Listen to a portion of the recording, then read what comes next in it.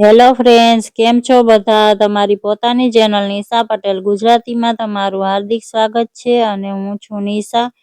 આ તમે જોઈ શકો છો એકદમ દાણેદાર અને સોફ્ટ એવા લાડુ બનીને તૈયાર થયા છે. આપણે આજે આ એક નવા લાડુની રેસીપી બનાવીશું. આ બેસનના લાડુ નથી ફ્રેન્ડ્સ, આને આપણે ચણાની દાળમાંથી બનાવીશું. તો આ એક વાટકી ચણાની દાળને મેં રાત માટે પલાળીને રાખી દીધી હતી. આ રીતે એકદમ સોફ્ટ દાળ થઈ ગઈ છે. હવે આપણે એનું આ એક્સ્ટ્રા પાણી છે એ કાઢી લેશું. તો આ એક વાટકીમાં મેં એક્સ્ટ્રા પાણી કાઢી લીધું છે. આપણે એને જરૂર પડશે તો પછીથી ઉપયોગમાં લઈશું, જેથી કરીને મેં એને અત્યારે ફેંક્યું નથી ફ્રેન્ડ્સ. પાણીને સાઈડમાં રાખી દેશું આપણે. અને આ એક મિક્સરનું જાર લઈ લીધું છે, એમાં આપણે દાળ એડ કરી દેશું બધી. દાળને આપણે પીસવાની છે, તો પહેલાં એકવાર ઢાંકણ ઢાંકીને ચલાવી લઈશું. આ રીતે અધકચરી દાળ વાટાઈ ગઈ છે. હવે આ રીતે ઉપર નીચે કરી દેશું, જેથી કરીને દાળ આપણી એકસરખી પીસાઈ જાય. જરૂર પડે તો 1 થી 2 ચમચી પાણી એડ કરીશું. અને આ રીતની મેં દાળને પીસી લીધી છે, તમે જોઈ શકો છો. આમાં એક પણ દાણો આખો નથી. હવે આ ગેસ પર મેં એક કઢાઈ રાખી દીધી છે, એમાં આપણે ઘી એડ કરીશું. તમે ઘીની જગ્યાએ તેલ પણ લઈ શકો છો ફ્રેન્ડ્સ. તો ઘી હવે આપણું ગરમ થઈ ગયું છે. અને હવે આપણે એક ટુકડો એડ કરીને જોઈ લેશું. ઘી આપણું સારી રીતે ગરમ થઈ ગયું છે. હવે આ રીતે જે આપણે દાળ પીસીને રાખી હતી એમાંથી થોડું થોડું મિશ્રણ લેતા જઈશું. અને આ રીતે પતલું મેં થેપલી જેવું કરી લીધું છે. તમે આને ભજીયાની જેમ ગોળ ગોળ પણ પાડી શકો છો ફ્રેન્ડ્સ. તો એકદમ નાના નાના જ ભજીયા પાડશું આપણે, જેથી કરીને અંદર સુધી શેકાઈ જાય. હવે લો ફ્લેમ પર આ રીતે અલટ પલટ કરીને આપણે તળી લેશું.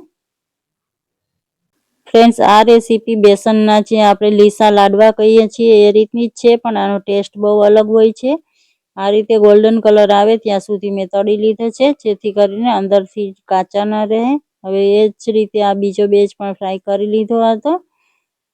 તો આ બધા જ ભજીયા આપણા બનીને તૈયાર છે. અને આપણે ઠંડા થયા પછી આ રીતે તોડી લેશું મોટા મોટા ટુકડામાં, કારણ કે આપણે આને પીસવાના છે.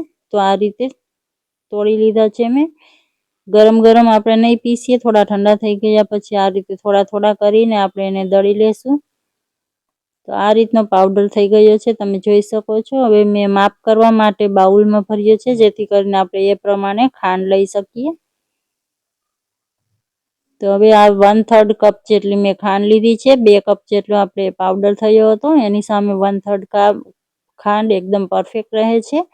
અડધો કપ મેં પાણી લીધું છે. ઘરની કોઈ પણ વાટકી સેટ કરીને તમે બધા માપ લઈ શકો છો. હવે આ સેમ કઢાઈમાં મેં થોડું 2 ચમચી જેટલું ઘી રહેવા દીધું હતું અને એક્સ્ટ્રા ઘી બધું કાઢી લીધું છે. હવે આપણે જે આ દળીને પાવડર તૈયાર કર્યો છે એ પાછો એમાં એડ કરી દેશું. અને આપણે આને લો ફ્લેમ પર ઘીમાં પાછો આપણે 4 થી 5 મિનિટ માટે શેકવાનો છે સારી રીતે,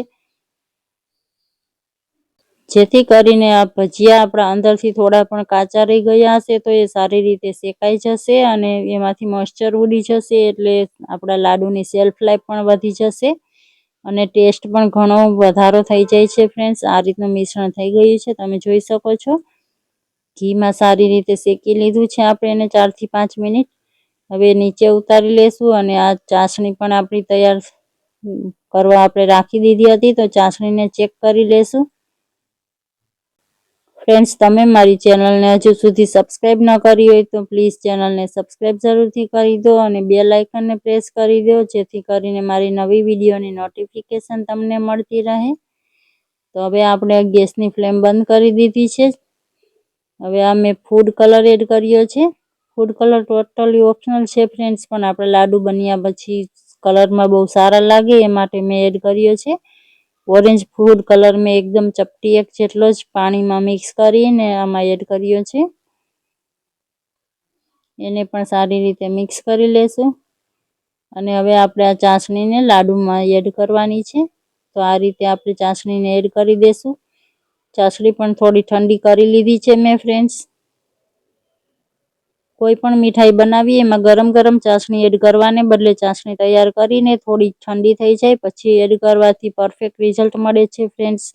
મીઠાઈ એકદમ સોફ્ટ બને છે અને સેટ થઈ જાય છે જલ્દીથી.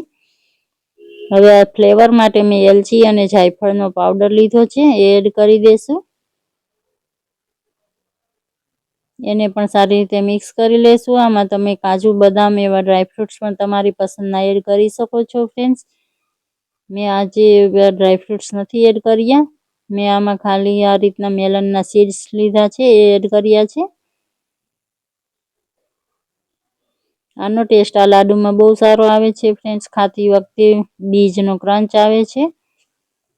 હવે આ રીતે ઠંડુ થયા પછી થોડું થોડું મિશ્રણ હાથમાં લઈને લાડુ વાળી લેશું. હજી પૂરી તરહથી ઠંડુ નહોતું થયું. ઠંડુ થયા પછી સારી રીતે લાડુ સેટ થઈ ગયા છે, તમે જોઈ શકો છો. તો ફ્રેન્ડ્સ, તમને આ નવા લાડુની રેસીપી કેવી લાગી? સારી લાગી છે તો લાઈક કરી દો. તમારા ફેમિલી અને ફ્રેન્ડ્સ સાથે શેર જરૂરથી કરજો. કમેન્ટ કરીને જરૂરથી જણાવજો ફ્રેન્ડ્સ. મળીએ છીએ આવી જ નવી રેસીપી સાથે. Thank you for watching.